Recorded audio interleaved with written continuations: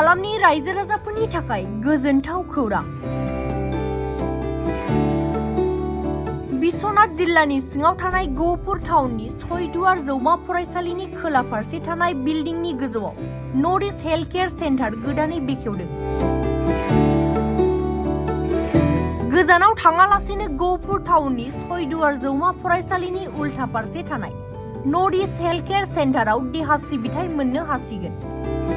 बे health care सेन्टाराव मोखांनि बेराम, जुलिनि उनाव गथ' मोननो रोङै, स्पामनि प्रब्लेम, खानाय गुनाय, गल ब्लाडारनि जेंना, देहानि बिगुरनि जेंना, देहायाव सानाय सुनाय बायदि बायदि बेरामजों भुगिनांनानै थानाय बेरामिफोरखौ देहा सिबिथाय होनो लाना फैदों सम्फा बसुमतारिया देहा सिबिथाय मिरुखौ। रबिबारनि अनगायैबो सप्तानि मोनफ्रोमबो बारायखालि देहा सिबिथायनि खाबुखौ मोनबाय थागोन आरो गावखौ सप्तायाव खेबसे बृहस्पतिबार बारायखालि लोगो मोनगोन होननाबो बुंथियो सम्फा बसुमतारिया। आं गासैखौबो हाजासे हामबायो बे जोंनि नर्थ इस्ट हेल्थ केयाराव फैनायनि थाखायहाय गहपुर हालामावहाय बेखौनो आं बुंनाय जायोदि माने आं गोबां धन्यबाद होनो सानग्रोयो आरोना आवगोलावनो नोंसोर फैनायनि थाखायहाय। ओमफ्राय आं बुंनो सानोदि माने दायो जोंनि नर्थ इस्ट हेल्थ केयारा गहपुरावबो जाफैबाय। ओमफ्राय बिदिनो गोबां मानसिफ्रा फैयो, ओमफ्राय गोबां मानसिफ्रा सोंहरबाय थायो। बिनि थाखायनो आङो एसे फोरमायनो सानदोंदि जोंनि नर्थ इस्ट हेल्थ केयारावहाय मा मा प्रडाक्ट मोननाय जायो आरो मा मा बेमारफ्रा हामखो गोबां आङो बुंनो सानो। माने नोंसोरो गोबां मानसिफ्रा नुबायबो जानो हागौ। आंनि सम्फा बसुमतारि ब्लगाव आं होबाय थानाय जाखायो टेस्टिमनिफोरखौहाय। ओमफ्राय आङो बे गहपुरावबो माने गोबां मानसिफ्रा एवेयार नङिखाय बारा मोनथियैखाय आङो दिनै खोन्थाहरनो सानोदि माने नोंसिनि सुबिदा बायदि जोङो लादों। मानो होनबा गोबां अर्डार थाङो बिनिफ्राय जोंनि नर्थ इस्ट हेल्थ केयारावहाय अर्डार खालामहरबाय थायो।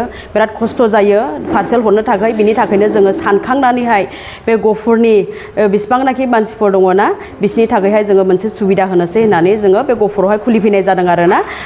मास मोनथामसो जाबाय आरोना जोंनि अपेनिं खालामनाया। दायो जि जोङो नर्थ इस्ट हेल्थ केयारावहाय जोंनि प्रडाक्टखौ मोनो काजलगावआव, बे प्रडाक्टखौनो एखे प्रडाक्टखौनो बे गहपुरावबो मोनगोन। दायो आं लकेसनखौबो एसे खोन्थालांनो सानदों। सयदर कलेजनि अपोजिटआव आरोना स्टेट बेंकनि एसे सानजा जायो, माने खुबथां रेस्टुरेन्टनि एटेचआवनो आरोना, माने मेन रडजोंनो नांजाबनाय। दा सारमोनाबो एसे हाइलाइट खालामना होदो। ओमफ्रायहाय बिदिनो आरो गोबां गायन' प्रब्लेम, ओमफ्राय सेक्सुवेल प्रब्लेम, जायफोरहानाखि फेमिलि ब्रकेन जानाय बेफोरबायदि सेटिसफेक्सन गैयै बिसोरनि थाखायबो होनाय जायो। बट गायन' प्रब्लेम बिसोरनाखि बिदिनो जायफोरनाखि गथ' मोनाखै 13 बोसोर 12 बोसोर बिदिनो डक्टरनाव थांनानैबो फेडाप जानायफोर नोंसोर बानो नाङा। मानो होनबा जोंनावहाय गोबां राहा दङ, बेफोरबायदिनो अपसन दङ आरोना। बिदि गथ' मोननायफ्राबो गोबां दङ मोनबाय। नोंथाङा गहपुराव बबे समाव एटेन्ड जाफैनो हायो? आङो दायो सप्तायावहाय खनसेल' फैनो हायो। मानो होनबा जोंना मोनथाम सेन्टार दङ, काजलगाव, उदालगुरि ओमफ्राय गहपुर आरोना। बिनि थाखायनो आं उइकलि वान्सखौहाय आङो बिस्थिबार दिनावहाय भिजिट खालामफैनाय जायो आरो। औ बेहाय मोननाय जायो, बिनिबो राहा दङ। ओमफ्राय सोरबाफोर नायजानोब्ला डाइरेक्ट काजलगावआव थांनो हायो आरोना। ओमफ्राय बिदिनो मेडिसिनल' लांनो होनबा लांफैनो हागोन आरोना। ओमफ्राय जायफ्रानाखि निसा लायो बिसोरनि थाखायबो गोबां राहा दङ। आरो गोबां मानसिफ्रानो नुखाबाय टेस्टिमनिफोरखौहाय, ड्राग्स लानाय, जौ लानाय, गान्जा लानाय बेफोरबो नागारनायनि दङ, न'खराव गोजोननाय फैनाय दङ मेरला।